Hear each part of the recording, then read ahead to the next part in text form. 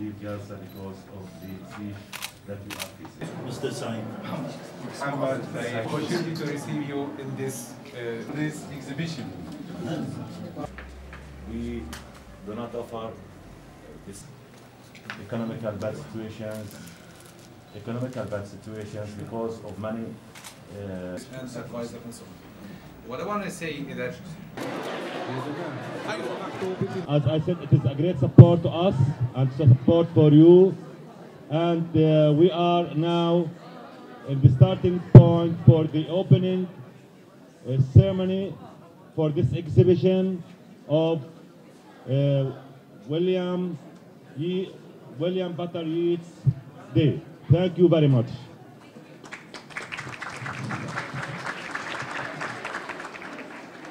Shukran jazilan. Thank you very much, Dr. Mesle. I'm really delighted to be here today in Al-Azhar University to open this exhibition about the life and works of William Butler Yeats, Ireland's best known poet, and one of the foremost figures of 20th century literature in the English language. 2 years ago, Ireland commemorated the anniversary of the death of the birth, I should say, of William Butler Yeats, and the 150th anniversary, I should say, and we produced this exhibition to travel around the world so that we could allow others to get an insight into his works and his life. So I'm really pleased that with the cooperation of the university, I'd like to thank you particularly, Vice President Nisla, also Dr. Hamada of the International Relations Department, Dr. Alo, Dean of the Faculty of Arts, and Dr. Al-Sharif, Head of the English Department, and your faculty members for allowing us to put the exhibition on display. Yeats, I think, deserves to be remembered first and foremost as a great poet who retained a creative spark right until the end of his life. Part of his appeal to Irish people, and I think beyond Ireland, is that he was also a great interpreter of the Ireland in which he lived, and he maintained a lifelong dialogue with Ireland and with questions of Irish identity. And I think it's fair to say that no other major Irish writer had such a prolonged engagement with the Ireland of his time. He lived through a time of profound transformation in Ireland. He was born in Dublin in 1865, and this was a time of great upheaval, both culturally and politically. He was a key participant in what we call the Irish cultural and literary revival, and an observer of many rebellions against British rule, the achievement of Irish independence, a civil war, regrettably, after independence, and also the difficult task of building a new independent Irish state after 1922. In the first phase of his life and of his work, which lasted until the turn of the last century, he was very focused on Irish mythology and the occult, and you will see that reflected in many of his early poems.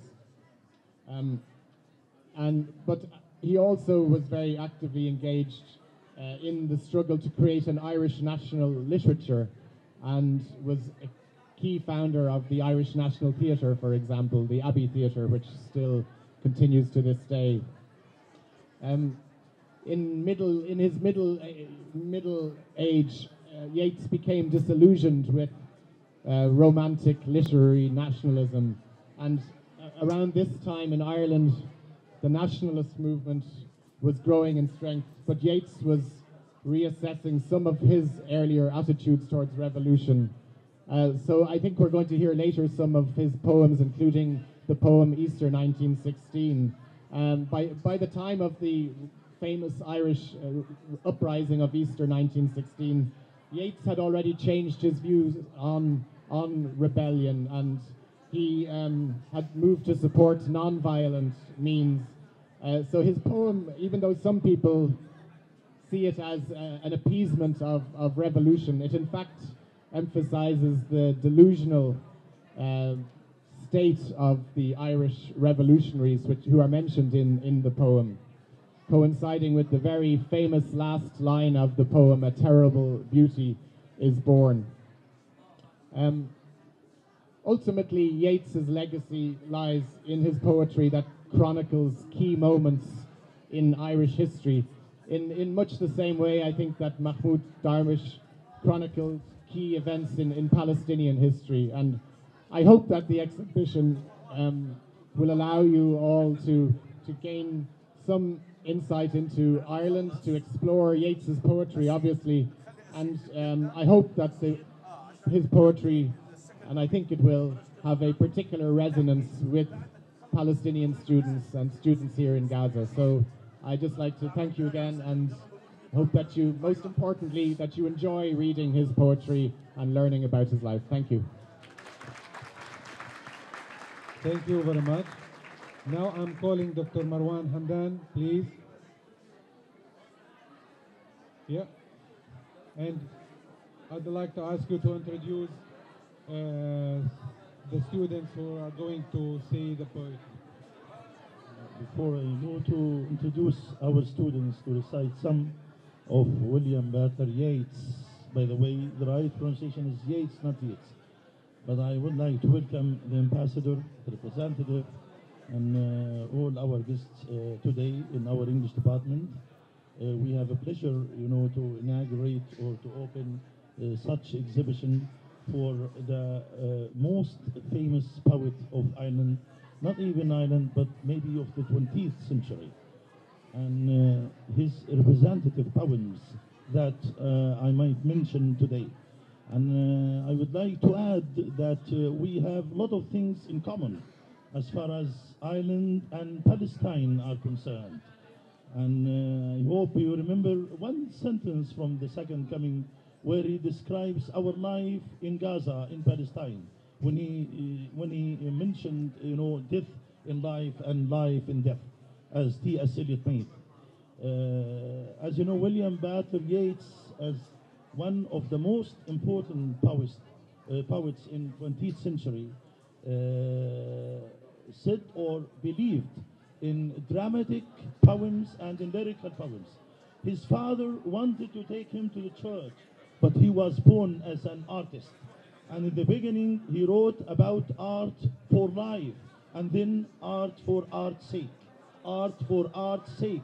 This is the theory of William Butler Yeats. In his Second Coming, the prophetic poem, and the most popular and famous poem in 20th century, which speaks about the second coming of Jesus Christ and the coming phase of cruelty, where he slouches towards Palestinian city, Bethlehem, Jesus Christ to be born. In fact, William Butler Yeats believes that literature is personal and one man's vision or one man's experience, even though his poetry is a mixture of classical and modernist and personal and impersonal at the same time. And we know that William Butler Yeats is a man who spoke about civilization, and in his famous article, The Vision, in his system, where he mentioned about the gyre movement of civilization. Every civilization starts very strong, very tight, then it dissipates its power, it becomes, loose, and then another civilization starts. Today, of course, we have students who will recite from the Second Coming, speaking about innocence, and I think the student Asil Musa will read from the Second Coming. Please come in.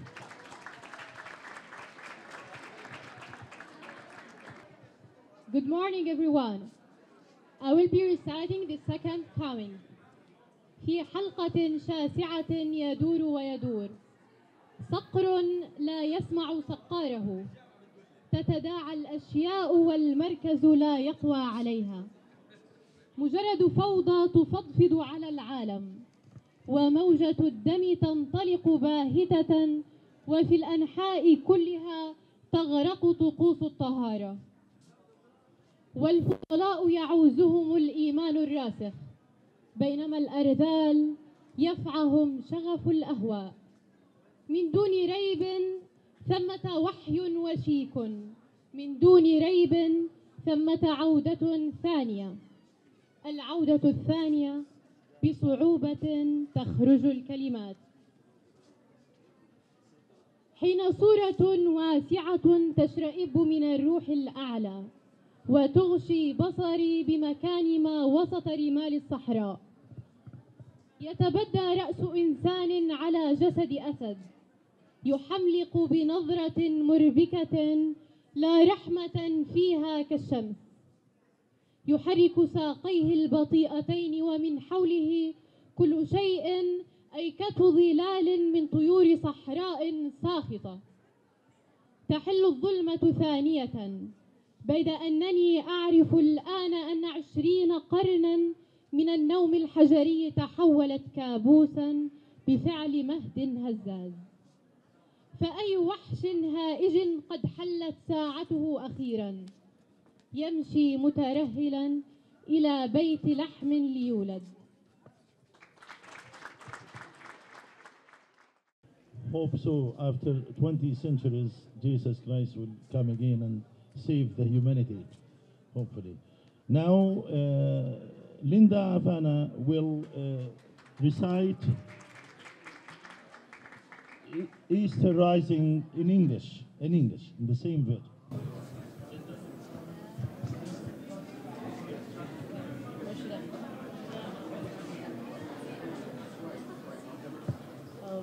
Good morning, everyone. My name is Linda Afana, as I've been introduced. I'm going to be reciting a poem named Easter 1916. I have met them at close of a day, coming with vivid faces from a counter or desk among grey 18th century houses. I have passed with a nod of a head or polite, meaningless words, or lingered a while and said polite, meaningless words, and thought before I had done of a mocking tale or a gibe to please a companion around the fire at the club, being certain that they and I but lived where motley is worn. All changed utterly. A terrible beauty is born. This woman's days were spent in ignorant goodwill, her nights in argument, until her voice grew shrill. What voice more sweet than hers? When young and beautiful she rode to Harriers. This man had kept a school, he rode our winged horse. This other, his helper and friend, was coming into his force. He might have won fame in the end. So sensitive his nature seemed, so daring and sweet his thought. This other man I had dreamed of, drunk and vainglorious loud, he had done most bitter wrong to some who are near my heart. Yet I number him in the song. He too has resigned his part in the casual comedy. He too has been changed in his turn, transformed utterly. A terrible beauty is born. Hearts with one purpose alone through summer and winter seem enchanted to a stone to trouble the living stream. The horse that comes from the road, the riders, the birds that range from cloud to tumbling cloud, minute by minute they change. A shadow of cloud on the stream changes minute by minute. A horse hoof that slides on the brim, and the horse that plashes within it. The long-legged moor hen dive, and the hen to moor cock's call. Minute by minute they live, the stones in the midst of all. Too long a sacrifice can make a stone of the heart. Oh, when will it suffice? That is heaven's part. Our part is to murmur a name upon name as a mother names her child when sleep has come at last upon limbs that had run wild.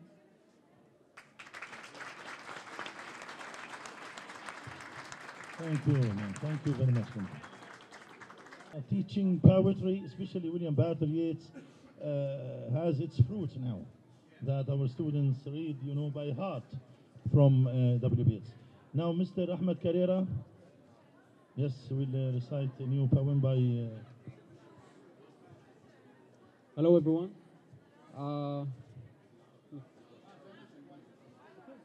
Okay, I'll be reciting 8 wishes for claws of heaven. لو كنت أملك رداء السماوات المطرز المزين بخيوط الذهب والفضة والزرقة والظلال والسواد الحالك من وهج النهار وسحر الغسق وظلمة الليالي لفرشته تحت قدميك.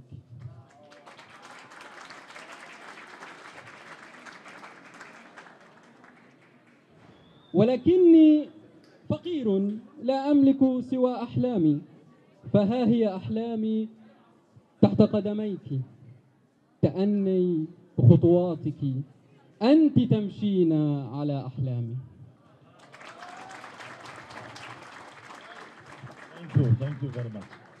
Yes, what is next? Yeah. Thank you very much. It was really brilliant. I'm really very proud of you. And I guess all the guests here are very proud of you. Thank you very much. I really can't express myself strongly enough to say how impressed I am by the recitements. Really very impressive mastery of the language. And so I just have a very small presentation to make to each of the 3 readers. So if they'd like to come up.